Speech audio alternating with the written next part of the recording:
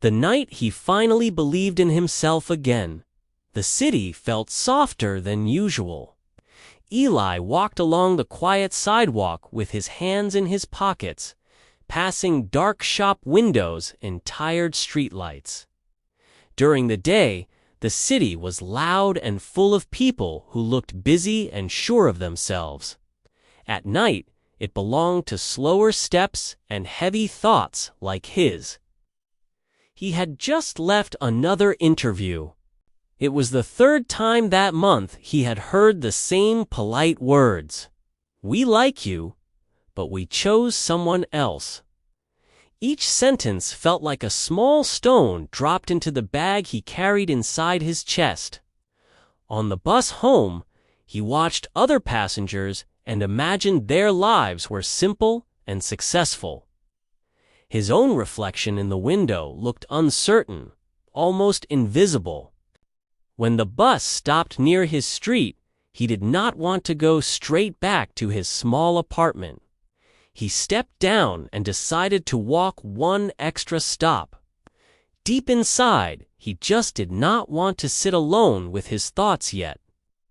As he walked, he passed a community center he had never really noticed before. Tonight, the lights were still on. Through the glass door, he saw people stacking chairs and wiping a whiteboard. A poster on the wall inside caught his eye. In big letters it said, "Share your story, Night."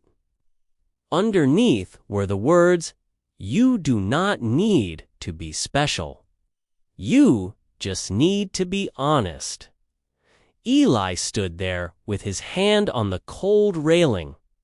For years, he had believed he was not special enough, not talented enough, not strong enough. He remembered school days when he forgot answers, times when teachers praised other students, and job attempts that ended with quiet rejection emails.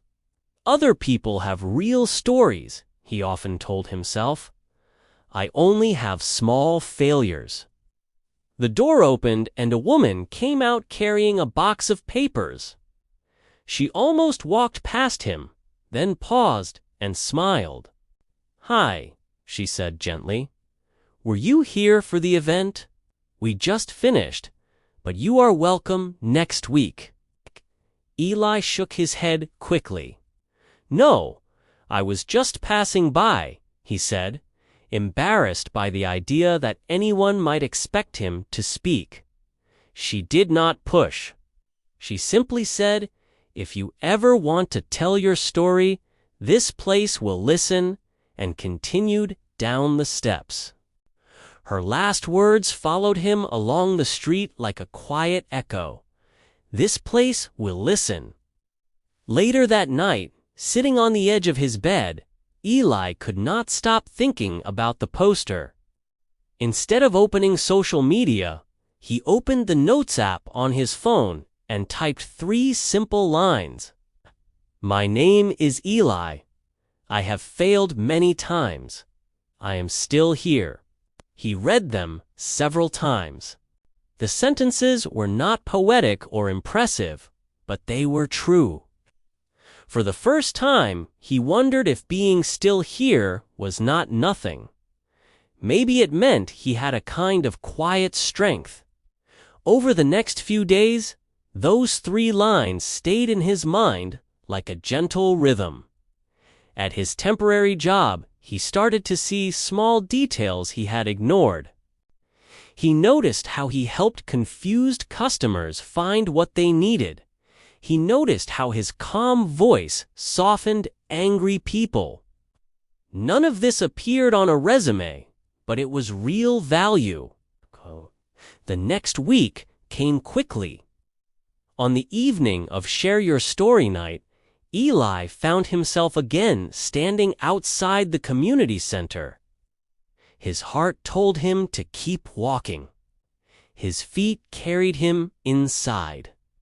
The room was small and warm. A circle of chairs filled the middle. On the wall, someone had written "Your Story Matters" in bright marker. People of different ages sat around the circle. Some looked confident.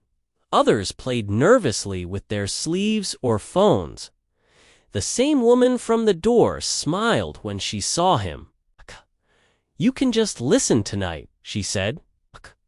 "There is no pressure to speak."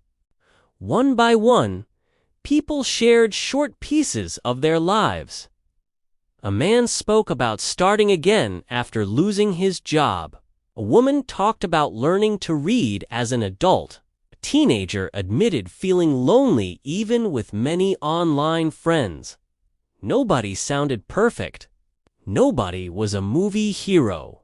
But as they spoke, their voices turned ordinary days into something meaningful.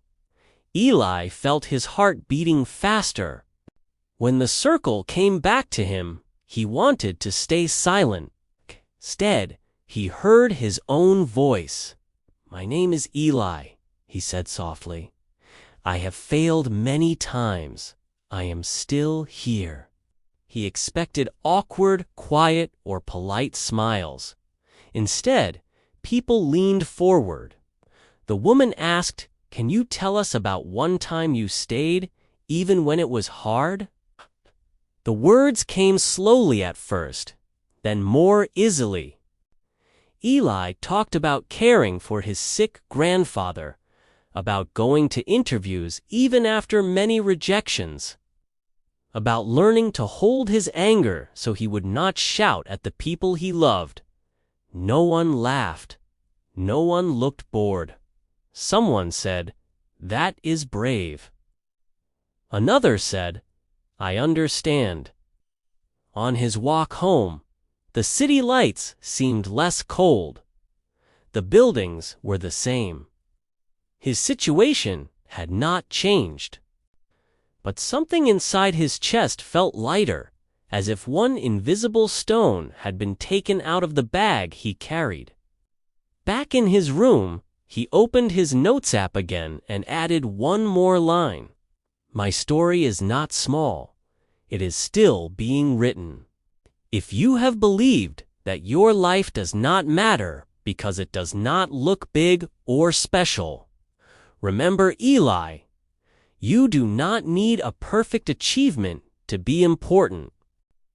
Sometimes real courage is simply staying, trying again, and telling the truth about who you are. If this story helped you see your own value a little more clearly, please follow and subscribe for more gentle English stories.